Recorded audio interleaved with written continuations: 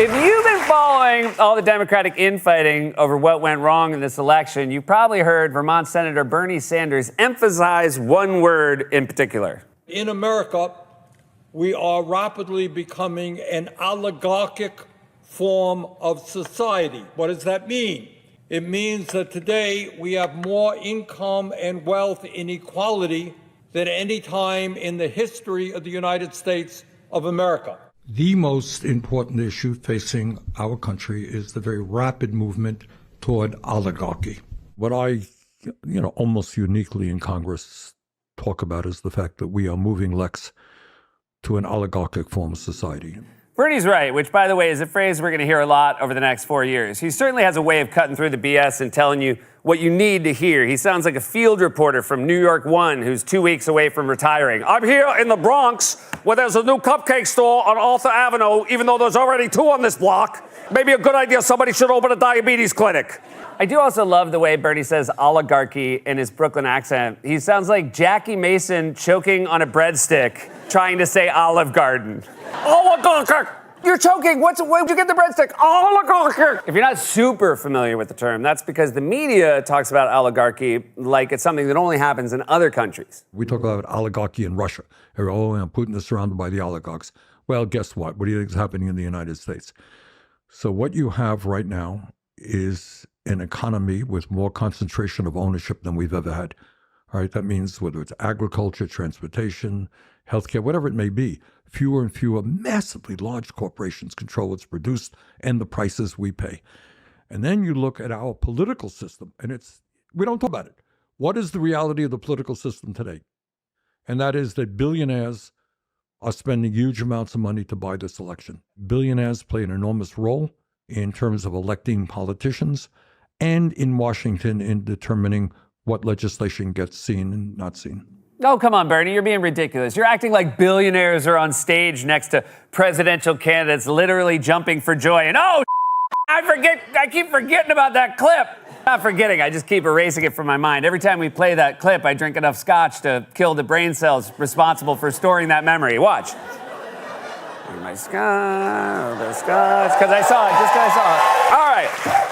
Where was I? Oh, yeah, Bernie's acting like billionaires are jumping around on stage.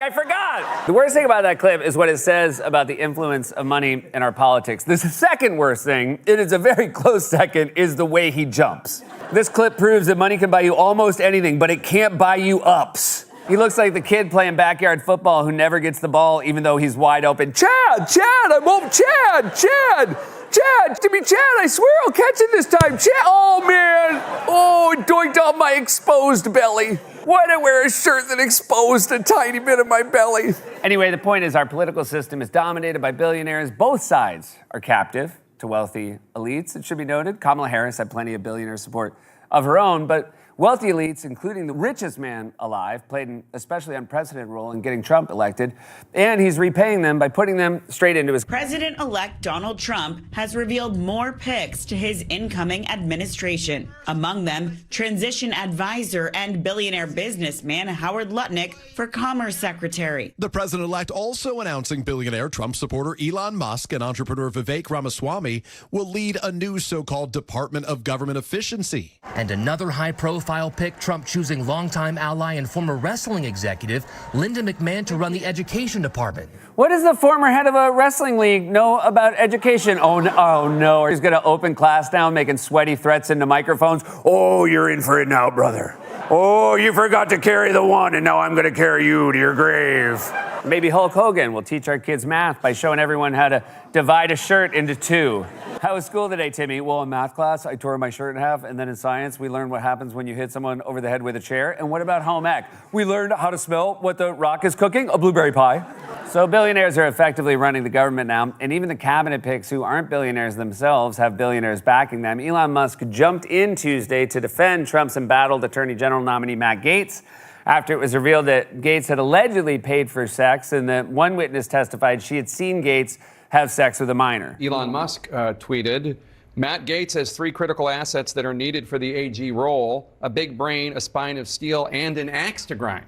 He is the Judge Dredd America needs to clean up a corrupt system and put powerful bad actors in prison.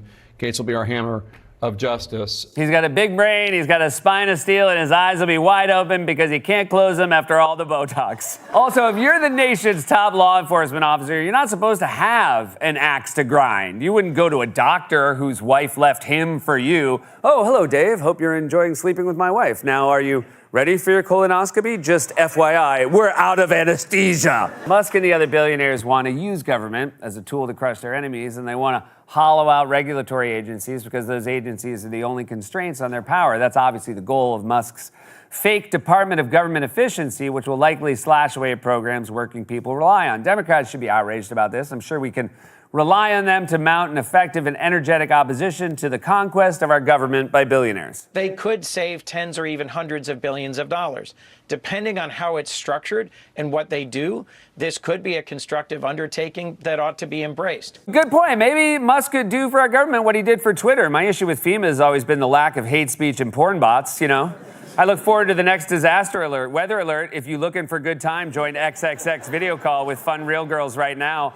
The government has issued a flood warning in my pants. Seriously, Democrats, you can't say you want to win back the working class, but also fanboy out over the richest man alive taking a hatchet to government programs the working class depends on. You're supposed to be the opposition. Sometimes shrinking everything isn't the answer. You know, just look at Elon's shirt. Oh, my fault. It's my fault. I should have brought it up. He's not putting billionaires in charge. Trump is nominating quack TV personalities who have also called for slashing away at crucial government programs. Some breaking news to tell you about in the last few minutes. Donald Trump adding another former television personality, it's a theme here, to his new administration, nominating Dr. Oz to serve as the Centers for Medicare and Medicaid Services Administrator. That's a position that manages Medicare and Medicaid and other programs that cover half of all Americans, half of all the people in this country. It's a position under the Department of Health and Human Services that will require Senate approval to be confirmed. Trump says this about Dr. Oz, quote, "There may be no physician more qualified and capable to make America healthy again." Dr. Oz, of course, has no experience in government. He doesn't? I thought when he did that episode on how to get a flatter stomach, he was doing so as the Assistant Undersecretary of State for washboard abs. So now he's adding Dr. Oz to his cabinet on top of a wrestling executive and a former real-world contestant. Who's next? Is he going to make Chumley the Treasury Secretary? Mr. President, I think we can make at least $1,000 if we sell this big old penis statue.